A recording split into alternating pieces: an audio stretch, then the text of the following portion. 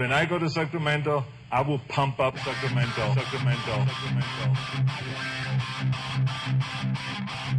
Some say the news is fake. Others say it's real. These two don't have the time to check. Instead, Turner Sparks and Michael Ira Kaplan turn to comics stationed around the globe to be their eyewitness reporters so that you can know what's really going on. This is Lost in America. All right, everybody, welcome to Lost in America, episode 198. My name's Turner Sparks. And I'm Michael Kaplan. You can find me at Turner Sparks on Instagram. You can find Kaplan at Kaplan America on Instagram. You can find this show at Lost in America Pod. I think that's all the announcements. Oh, and also Patreon, Cap. Tell them about our show on Patreon, how to support us. We do for three episodes a month. We give you 3 extra episodes. 3 episodes a week. 3 months. That would be nothing. That'd be highway robbery. But for $5 a month, you get 3 episodes a week, 3 extra episodes about our lives in quarantine. It's called Live from the Bunker. The point is you're supporting this show. To support the show and to get great content. We're not begging. We're giving you something. These shows are amazing. These are the best shows on planet Earth. Also, Kaplan, people say, "Oh, this episode brought to you by Wendy's. This episode's brought to you by Arby's, DraftKings." No, our episode is brought to you by our Patreon subscribers. We do no other ads. There's no ads on the show. We're not advertising for gambling that's going to give you a gambling problem and make you join DraftKings and gamble away more than $5 a month anyway. So, but we might have to if you don't give us money. Exactly. So on the show today, we have Pedja Bajovic from currently in Croatia. He's a Croatian citizen. Live from Croatia. He has a complicated story, so I wanted to get it right. He was born in Montenegro, grew up in Serbia, and now is a citizen of Croatia. We're talking, he's going to be on in a second, but Cap, we're talking about the deal, the great deal that our dear leader brokered between. It's a different peace deal. We get once a week peace deals here. Well, let's explain what it is. Yeah. He brought between Kosovo and Serbia, right? Yeah. The United States government flew in. They said, this has been an issue for years. We're going to solve this in 2 weeks. Yeah. And they came in and Trump sent one of his cronies in and they got Rick somebody, and Rick came in and he said, I've been studying this for a month. I got it figured out.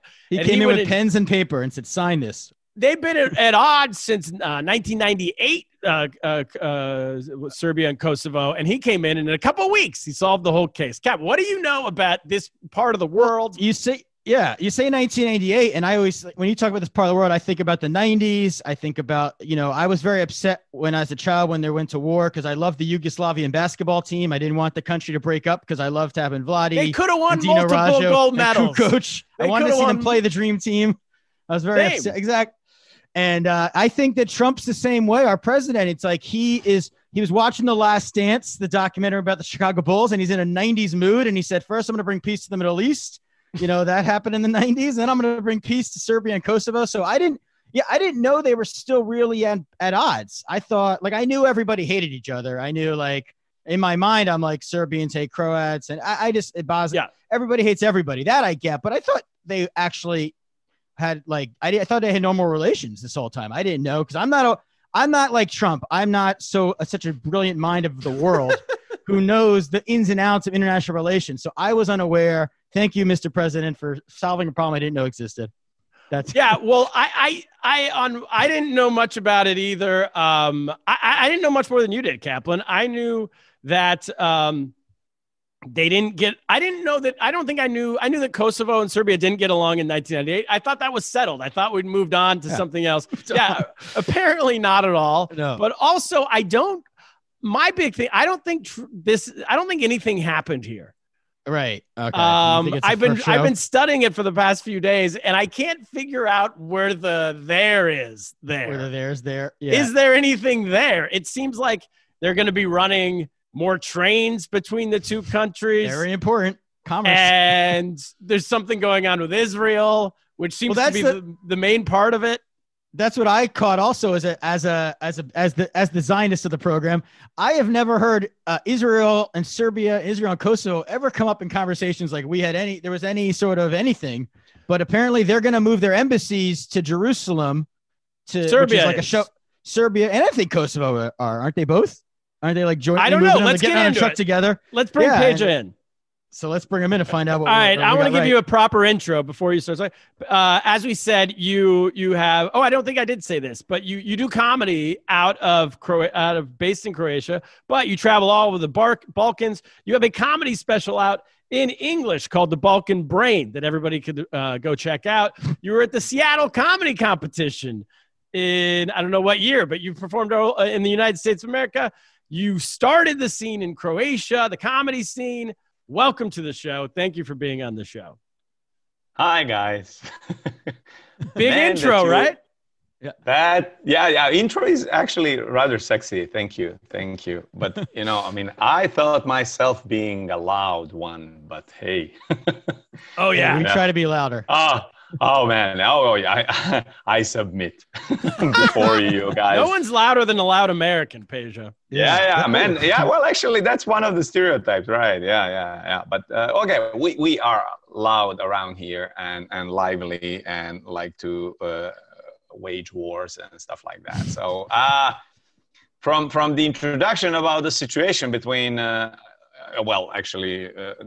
frame of former Yugoslavia breaking apart almost 30 years ago. And then, the last war that we've had was actually not the one in Kosovo, but the one in nowadays Northern Macedonia. It was not really a war, but, like a month of a armed conflict. So we have plenty of those. And you guys not knowing much about what's been going on around here doesn't make you stupid Americans. It just makes you people who are confused as much as we are living around here. So we don't even know what is really been going on and how it started, why it started, what happened, and what's been going on right now. Emphasis on the latest thing that took place in Washington a couple of weeks ago. So, okay. Well, that makes us feel better about ourselves. Yeah. Look at that. We know as much as a Croatian knows. Problem solved. Moving on. No. Croatians, Bosnians, Serbians, Kosovars, Macedonians, Slovenes, Montenegrins. I mean, all the little nations that inherited the Federation of former Yugoslavia, So, the thing in Washington signing some kind of a historic or as W back in the day would put it, historical agreement, came a bit of a surprise and a confusion because there are so many interpretations on what took place, what was signed. Is that a new beginning or end of the beginning or beginning of the end? There's so many details that started pouring out and fake news along the way, So, yeah, some trains will start, like you said, and we know that some commercial thingy is agreed, and then out of the blue, Israel. Yeah. Yeah, that's top priorities, right? Yeah. It's like, what? That was... For us, that was like, okay, yeah, Kosovo, Serbia, but what? So Serbia agreed to move their embassy from Tel Aviv to Jerusalem, and Israel and Kosovo agreed to recognize officially one another as states. So that's a big, yeah. So, there is some achievement, thing, but don't count on us being insiders and knowing much better about the agreement itself or whatever is signed. Is it the agreement or just... Well, I'm not sure. I watched the press conference by I think his name is Rick Grinnell, but he's the guy that Trump sent over to come figure the whole thing out. And based off his press conference, I don't think he knew what was being signed in the document. They were pressing him for answers and he didn't really have many answers. Yeah. I think that's just like the White House staff just throwing in bits and pieces, it's like, what do you think? And, and the big guys is like, have it signed. I don't care. So I can't. Just the points that we've been through. Some commerce, some traffic, maybe some infrastructure. Apparently, America is coming back to Serbia with some, kind of investments and development agencies and stuff like that. I mean, we can talk until tomorrow about the whole big picture of the Balkans between East and West and Russia and China on one end and Europe and United States on the other end. And that's pretty much the story. We're in-betweeners. So, big players like to play games with us and we agree to that. That's our problem. Are you going to get a Trump hotel? Is that infrastructure? Is that... Come again? You're going to get I think you're going to get a Trump hotel. That's what it means when we say we're going to bring you some infrastructure, some spending. Yeah, exactly. And Melania will have at least one big avenue named after her. Oh. Because, she's Slovene. She's next door. So, she was born Yugoslav. So, hi. Does Trump know that, you think? But yeah, that's actually a really good question. Does he connect the dot? I think he doesn't. Otherwise, he would emphasize that. Yeah. He's never had right. During the whole ceremony, he would be something like, my wife was born in this unfortunate country, killing one another for hundreds of years. And that's such a good point. He didn't mention that once, right? He didn't know, and she didn't bother to remind him. So he did mention that he stopped right turn of the he was given a speech where he said he stopped the mass killing. He said, are there mass killings? He told the American people there's mass killings he going told on us this between Kosovo and Serbia right now. All the wars that we've had around here and armed conflicts stopped 20 years ago. So the last one stopped 20 years ago. Yeah, and so you had very few armed conflicts, especially in Kosovo post the war that took place there. Sorry, it's not the earthquake. No, that's a big fat lie. I mean, in history, we had a lot of wars. We have, to be honest with you, too much history for such a small geography. But, bloodshed, conflicts and stuff like that a couple of decades ago stopped. We have a lot of corruption and political tension and stuff like that, but that's actually just our ruling elites, political elites using that as a political agenda, being each one respectively defenders of the national security and stuff like that. Oh, look at those guys. We're here to protect you. But no war, no conflict, nothing. So just for a little history, for the past, at least between Kosovo and Serbia, just to catch our listeners up if they're wondering what's going on, they have had... So Serbia has not recognized, they split in 98 with a war, right?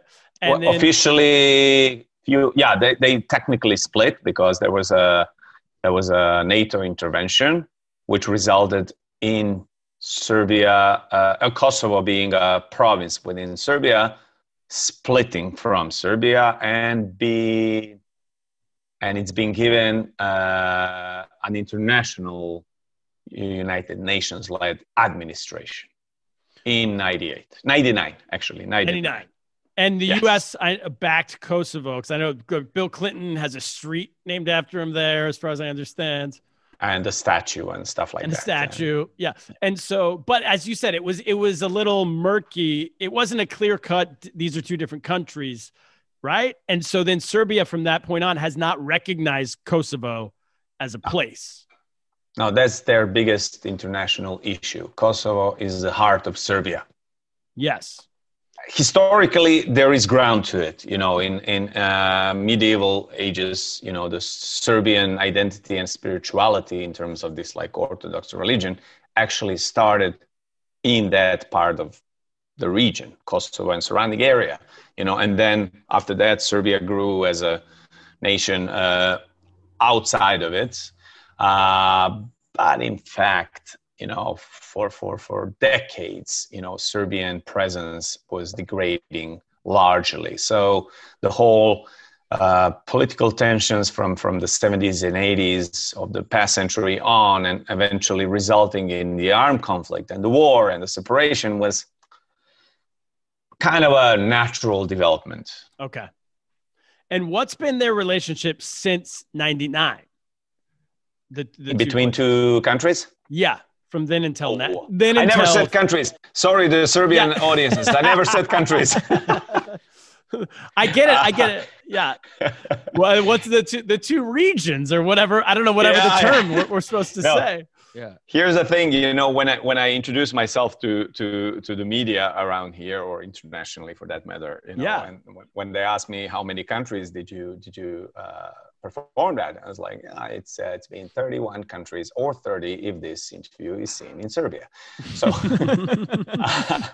I don't know. Post-war is a post-war. The borders were somewhat shut, and then started opening, and some commerce being going on, and Serbia saying, well, yeah, you Kosovars, which are majority of the Kosovars are ethnic Albanians, so non-Slavic. The language is completely different. You have to understand, for example, for the rest of Yugoslavia, Serbian, Croatian, Bosnian, and officially Montenegrin, 4 languages, are one language, at least in spoken terms. The differences between those 4 is like British, British English, accent, and Irish, North American, and Australian. So everyone understands one another completely, fully. There are different words for certain terms, but everyone understands one another. You just can hear who's from where. Whereas Albanian, which is majority in Kosovo, is different. It's very different. It's an ancient language, non-Slavic, and throughout the history, their culture was, grew in different direction compared to the Serbian and the rest of the South Slavic ones. So you can't really follow that much their media, and vice versa, because you don't understand it. Whereas, throughout the 90s and the wars we had in former Yugoslavia, you were able to watch the other side's news, being Serbian watching the Croatian news, or Bosnians watching the Serbian news and stuff like that. And you be angry at them because they are liars and propaganda and haters and stuff like that. But in between Kosovo and Serbs, only the Serbs living in Kosovo, which made less than, I think, 10% in the 90s, some of them knew Albanian. And on the other hand, some Albanians at the time, maybe 70% spoke Serbian, but as the time is passing, Albanians, I did a gig, the Balkan Brain, the one that you mentioned earlier. I decided to tape it because it's in English. I was thinking where to do it. I was like, I won't be doing it in Croatia, because being Pedja Bajovic performing in English, people would, make fun of me. It's like, what are you pretending to be? And that went for the rest of Yugoslavia, and I was like, maybe Hungary, but these guys are like, Austria. That's already, Hungarians are funny people in many ways, but one of their specialties is they're not as interested in the rest of the world.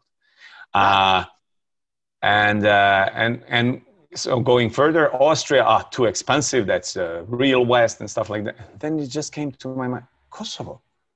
Because to them, some guy called Pedja Bajovic, or to most of them sounding, coming to perform in English, is not as unusual. And that is one of the best decisions I've made in my life. So you and did one it of the in best Kosovo. shows. Yeah, I went to Kosovo, yeah. Some people still don't believe me. Some people from around here still don't believe me. I have recordings and everything. The Serbs, especially, they go, no, that didn't happen. And how did it go? I mean, how did the audience react to what you were talking about? One of the best shows I've ever had in my life. We got to go, Cap. Yeah. Yeah. I mean, first of all, they're eager. I mean, people, not like common Kosovar people, who are like all the other people of that sort in the Balkans, very traditional, very folky and stuff like that. But people like, two of you and me, people living in the cities, having the knowledge of at least one foreign language and stuff like that, they're eager for live events of that kind, and I've had some of them approaching to me after the show, thanking me. Thank you for coming, because, it's a tiny place, somewhat isolated, and not as attractive to people to come to. Comedians that from outside of the world would be mostly American comedians performing for the troops. Yeah, that are based there and not bothering into looking to do it for the civilians outside of the compounds. Yep. Wow. Yeah, so that's amazing. So the U.S. Is backing, Kosovo up until this point. And as you had said, I think you kind of talked about it briefly, but Russia and the East is backing Serbia. And has that been the head of the conflict right there? Well, Russia is backing itself. Okay. So we have to understand that, the presence of the West in this region is, ever since the Second World War, rather strong. And after the fall of the Berlin Wall and everything, got even stronger. And Soviet Union at the time was here, but not so much. Let me put it this way. Hear me talking? Yeah. I've never had English at school. Yeah. Wow. I'm a typical representative of my generation, growing up in 70s and 80s and, maturing in 90s, being exposed to the American and British entertainment. Okay. And because, Yugoslavia at the time was a socialist country, but it was rather open because of, some kind of agreement signed like this one in DC, vague and you don't know, but at some point, in my childhood, suddenly we have Hollywood movies and TV shows in English and everything. And our tradition in former Yugoslavia is not synchronizing, dubbing over the original, but subtitling. So, not many people of my generation speaks Russian. Okay. That tells it all, right? Right. Yeah. Although culturally we are, being Slavic people, we're closer to them in many ways. And now, in the past decade or so, since Putin kicked in and everything, they're coming back, but they're coming back with brotherhood, and we have oil, we'll give you cheap oil, but you have to pay, and we will defend. And the whole thing, like I said earlier, we're the tiny corridor between Europe and the Middle East. And that's pretty much the only significance we've got. We're just here. And no one really needs us. They just need location. And so we have people approaching throughout history. We are brothers. Here's money, stuff like that. And now in a present day situation, geostrategically, you have Kosovo claiming independence from Serbia, and you have Crimea being taken over by Russia. Yeah. So that's the. I don't know the word in English. Might be the leverage or the we say the ace in the sleeve when you play the poker. Yeah, the ace in the hole. We say ace. Yeah, exactly. So I think that this is Russia's, standing on this. They, officially support Serbia, but if the West would come to Putin and say, okay, you let go Kosovo, we let go of Crimea. I think he would say, duh. So that's the game played, you know. So it's not over natural resources. You think it's just positioning near the Middle East is why everyone's so interested? Why the U.S.? Yeah, I think it's more of a location rather than natural resources. I don't know what kind of resources we got. I mean, we've got plenty of water. Okay. Mm-hmm. Yeah, but the next war is going to be on water, they always say. Yeah, I guess. Well, yeah. They've been saying that forever, though. Yeah, we have a lot of water, but I guess a lot of water for our own needs. I mean, mind you, Balkans is not as big. So, because the EU was, as far as I read, the EU had been kind of trying to deal with this Serbia-Kosovo case for a long time. And then Trump and his guys just like parachuted in and took over and magically came up with this peace thing a couple weeks ago, which is more as we find emphasis of magic rather than deal than real. So, well, you have to understand, European Union being a greatest story of in history of the continent, really. I mean, I love it. I love the idea. I love the concept, but it's a work in progress. And even talking about Kosovo and its independence, even some EU members don't recognize it. And those are the countries that got issues with their own ethnic or national minorities. Spain, right? Spain with the Basques and Catalans, or Romania with Hungarians, or Slovakia, I think also Hungarians and stuff, you know. So there is no consensus within the EU, but EU is not a federation or union such as the states. So member states do preserve some sovereignty in matters of international affairs. So, and, you know, having them to agree on how to proceed on this issue in Kosovo and Serbia, you know, it takes too much time and effort and bureaucracy. Whereas if you have someone, like Trump saying, what's on the menu, Kosovo, let's get it done. You know, no matter how, do it somehow, and, you know, fill the media with, you know, us being the problem solver. Especially before November 4th, which is our election date, right? Yes.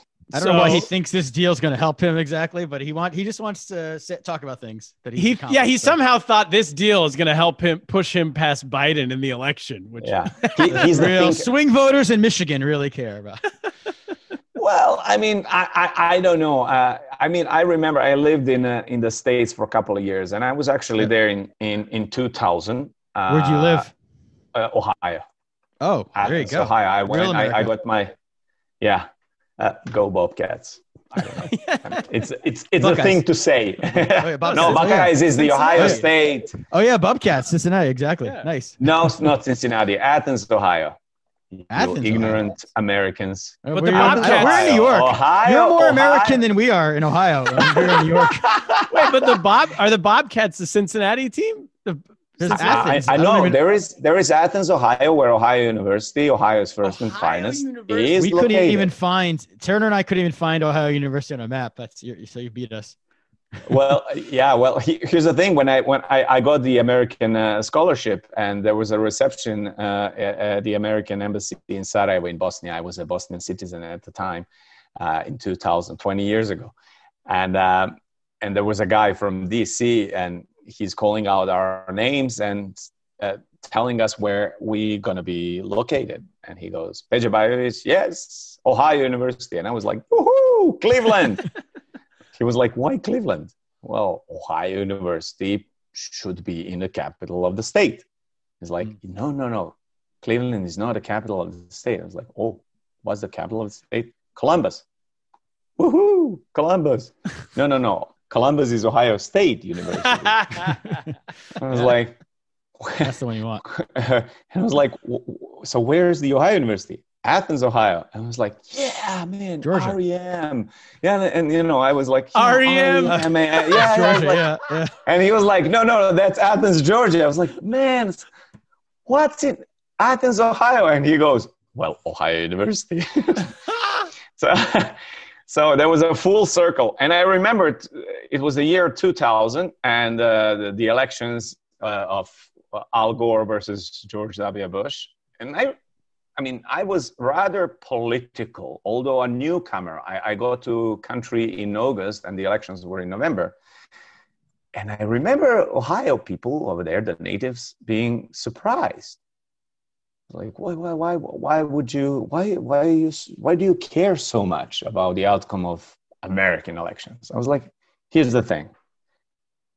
The outcome of American elections in the year 2000, the vote of you, John Smith of Athens, Ohio, matters more to my country's affairs than my vote in my country. That was the situation, the deal at the time. It's somewhat different now, less direct, but 20 years ago, it was very much so. What would it have done, like if Gore won versus Bush winning in the year 2000 in your country? You know what I mean? How did the vote? Yeah. For us to project. Yeah. I don't know, because W got busy with Iraq and everything, so we kind of slided off, from the priorities of the agenda. Yeah. So But what the concern was, I guess we were we were involved. Well, Clinton had been involved in all the Kosovo type stuff. So then, and Gore would most probably, follow that policy. I don't know. I mean, in the year 2003, there was a assassination of the Serbian prime minister, the very progressive guy after Milosevic.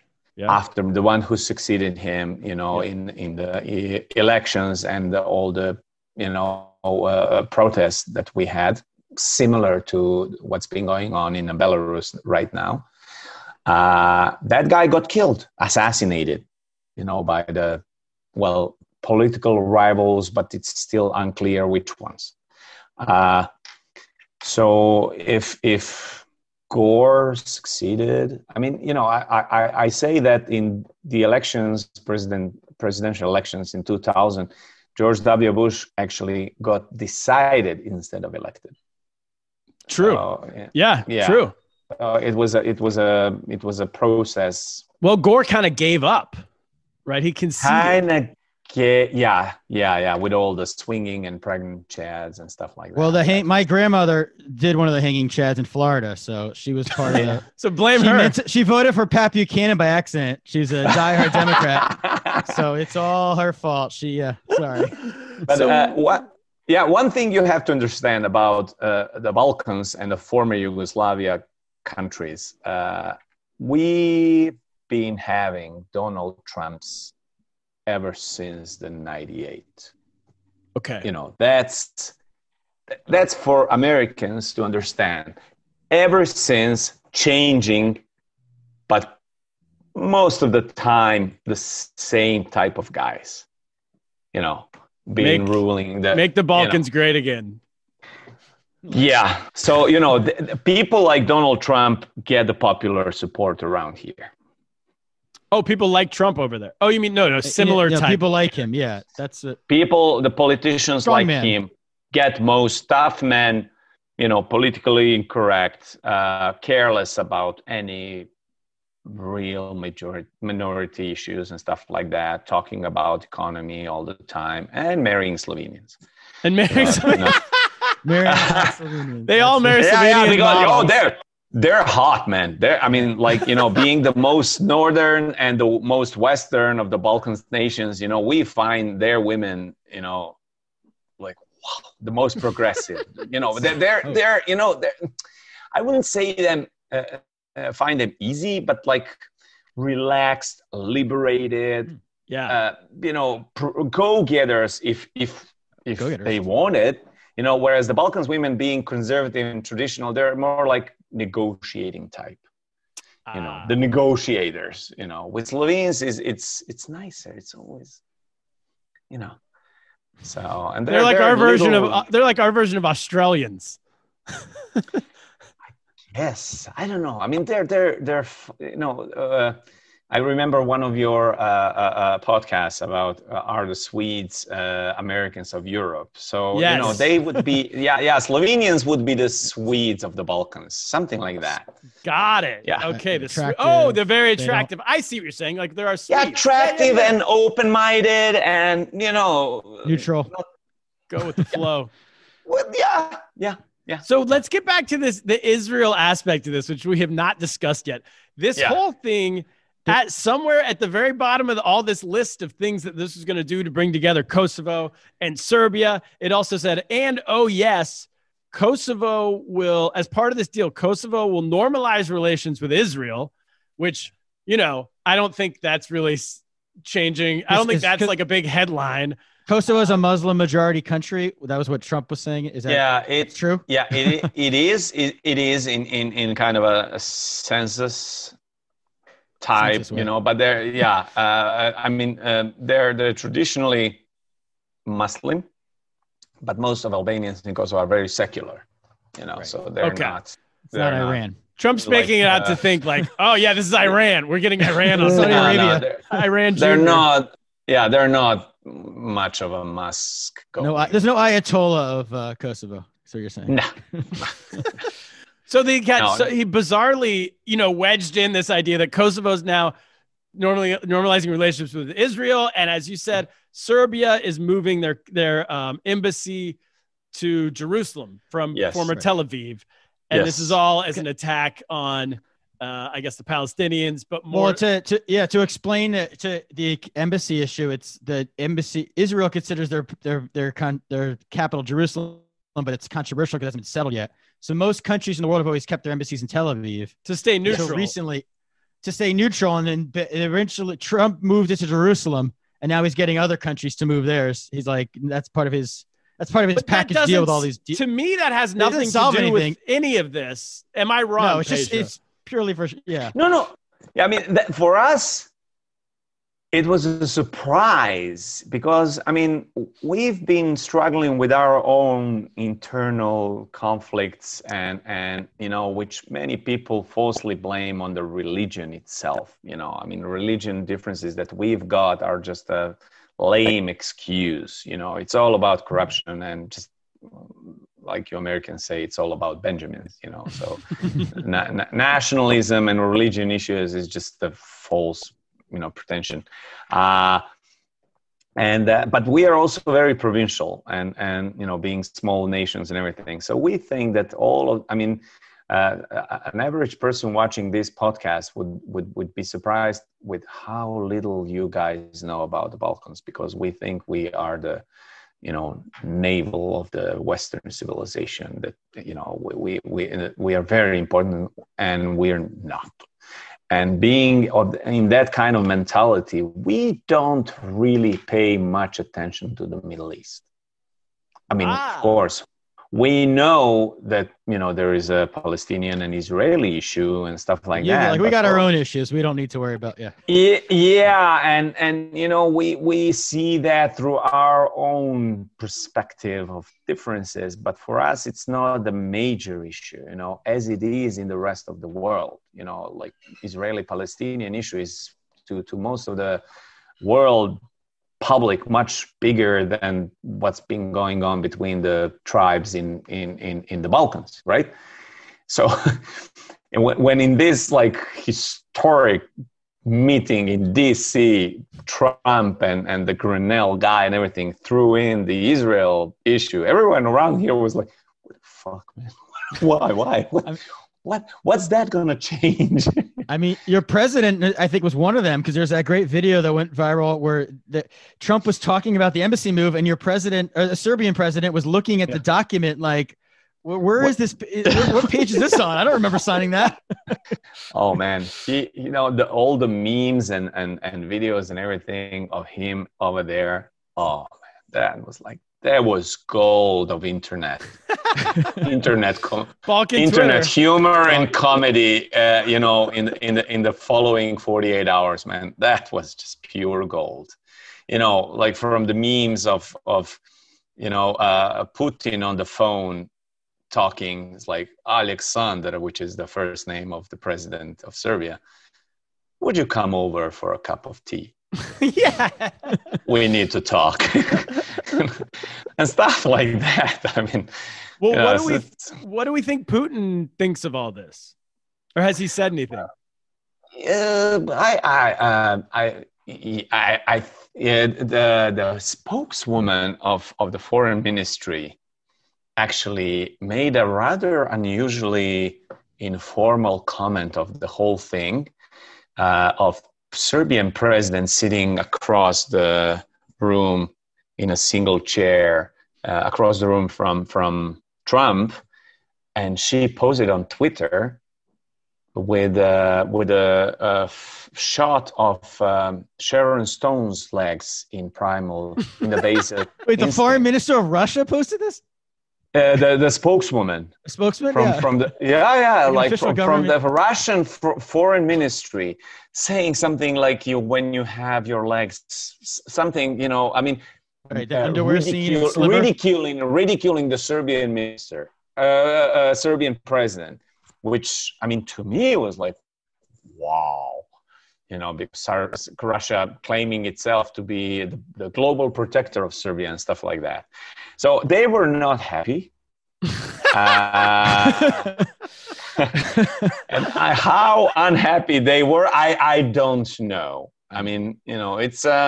I like that they have foreign ministers sending out like me. I mean, I guess we do too with the Trump family now, but I mean, we haven't thought of the idea of that scene. The Joe Biden is not wearing underwear under the table. Don't give him that idea.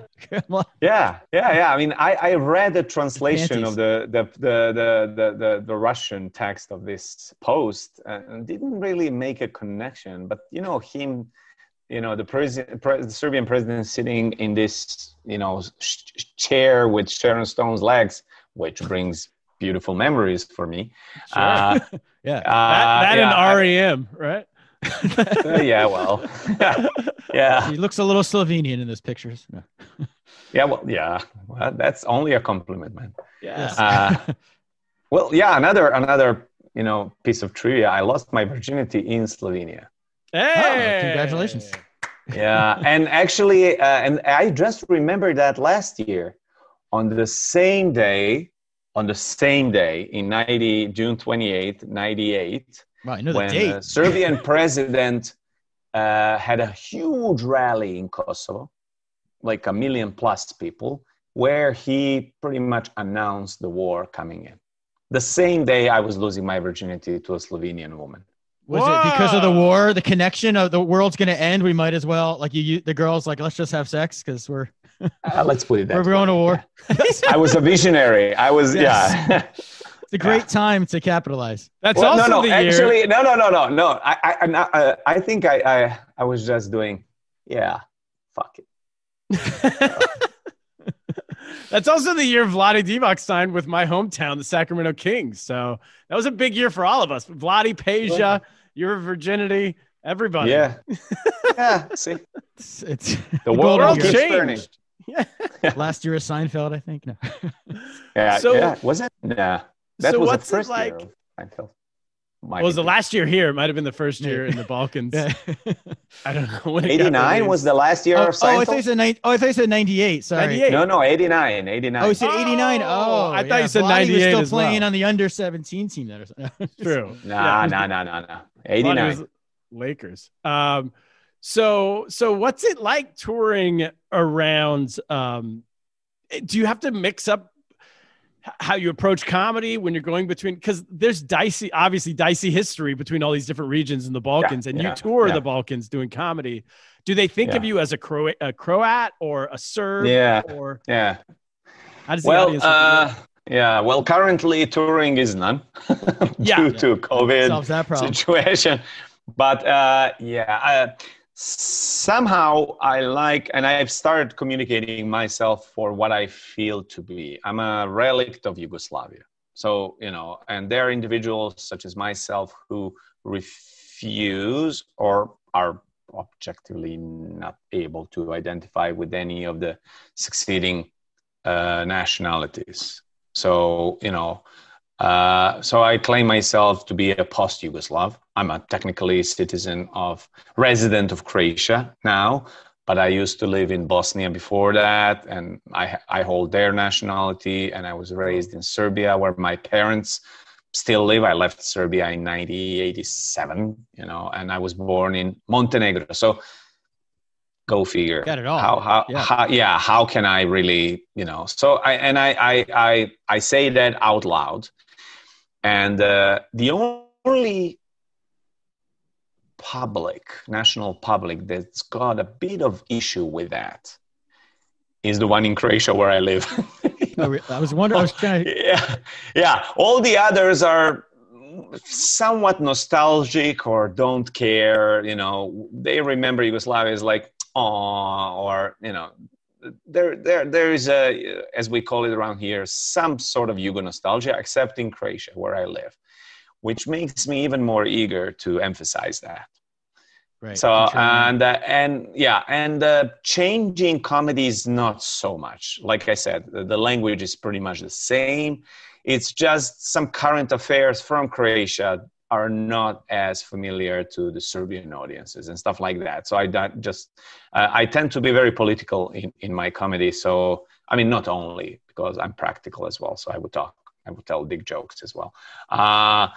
But I would not avoid something in order not to please the audience. It just would not talk about something because it's not relevant to them. It's like New York affairs with Cuomo would not be interesting to someone in Sacramento. Don't tell Cuomo this. Turner's from Sacramento, and he thinks Cuomo thinks the world loves him.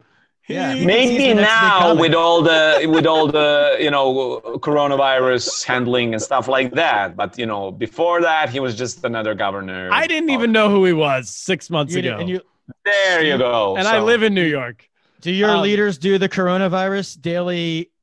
To the Croatian president, do they all do the daily briefings, or were they doing that at one point? Or we have these kind of national headquarters with their press briefings. It was a big thing earlier on with Serbian president. He's the Serbian president is most probably the closest one to Donald Trump in terms of appearance and rhetorics and stuff like that. So, Not physical appearance, no. Oh, okay. No. Stylistically.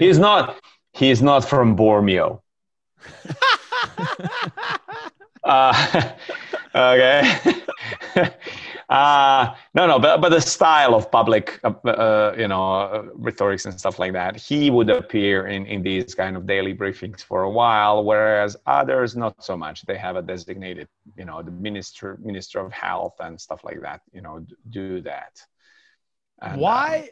So why you said that everyone's okay with it except in Croatia? Is it because you currently live in Croatia and you're a Croatian citizen, or is it because of the history? No, Croatia tends to be the most nationalistic nation in former Yugoslavia. Closely followed by Serbs. But the nationalisms of Croats and Serbs is different. Croats are very just leave us alone. Okay. Just leave us alone. We're no longer one country. Just leave us alone. This is our territory. Just leave us alone. Whereas Serbs are like, come on. You know that you're all Serbs. You're just pretending not to be. So, that's, I mean, I'm kind of putting it in kind of extreme, but that's pretty much so. So, Croatian public, most of it, not everyone, of course, I mean, I live here and I'm alive, but most of the Croatian public doesn't want to remember Yugoslav times much. Well, that they recognize it. Let's put it this way: some people draw parallel that Serbs would be Russians and Ukrainians would be Croats. Got it. Similar We have to do another episode on that so we understand that reference, but no. Yeah, Serbs okay. and Russians and Croats are Croats. No, but that plays out. There's that documentary, Once Brothers, about Vlade and I think Dražen Petrovic. Dražen Petrovic, yes. And it plays out exactly how you just said it. Vlade's going, come on.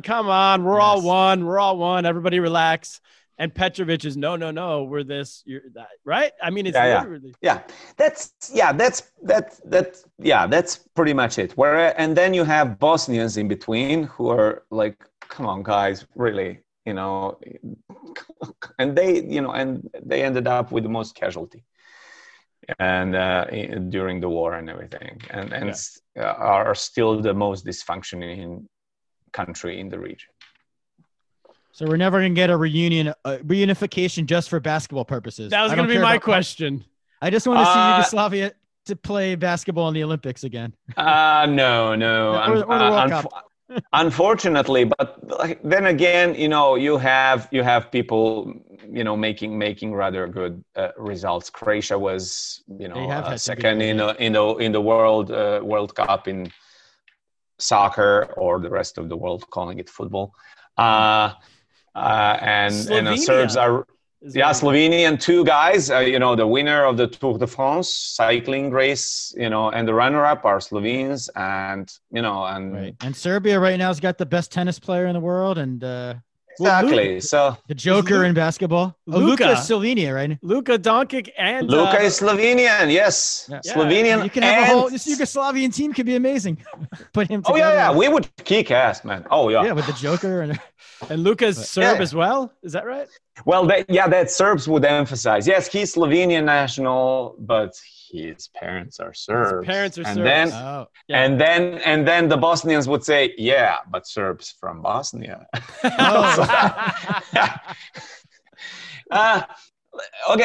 When we do all these comparisons, I think that if you look from the American perspective, if you look at the Balkans, at least in kind of a cultural parallels, we are the most similar to the region of Appalachia into the south. That's our culture. Up north, you have Slovenes and Croats who are more kind of a Yankish type. Okay. And, those are the blue states. And further south you go, we would be, this kind of a Louisiana, Alabama, Georgia, with all the internal differences, which are very big to us, but the rest of the country of the United States would just say, "Oh, it's South." Yeah. What are you talking about? What are the differences? Yeah. That explains that tennis tournament that Novak put on in the middle of coronavirus, where people were in the stands and everyone's. Yeah. Where was that? Was that in Bosnia? Or that was in. That was in Croatia, and Croatia. we hope that the world forgot about that episode. I was watching it. We'll cut that out. And I checked my TV to make sure it was live. It said live. And I was like, "This is good job, Kaplan, bringing it up right at the end of the episode." Thank you, Kaplan. It was live, and unfortunately, everyone survived. They did. Well, Pedja, thank you for doing the show. How do people get to watch your special, The Balkan Brain? How can My pleasure. I'm still sitting on it. Okay. It's and I don't know why. I mean, I'm still sitting on it, hoping that Netflix or HBO or Amazon would call me up saying, "Oh, can we have that masterpiece included in our programming?" And for me to say no, and then release it on YouTube. I don't know. Most probably by the end of the year, if I don't find a platform to put it and somewhat monetize it, I'll put it on and just look it up. The Balkan Brain. Don't bother remembering my first and last name. Just the Balkan Brain. Balkan Brain. It's a good. Yeah, and then just then enjoy it. Thank you so much, Pedja Bajovic. Thank you guys for doing the show. Thank you guys. Stay well. Go vote. Go vote, everybody. We'll vote for look you. At that. A message. That?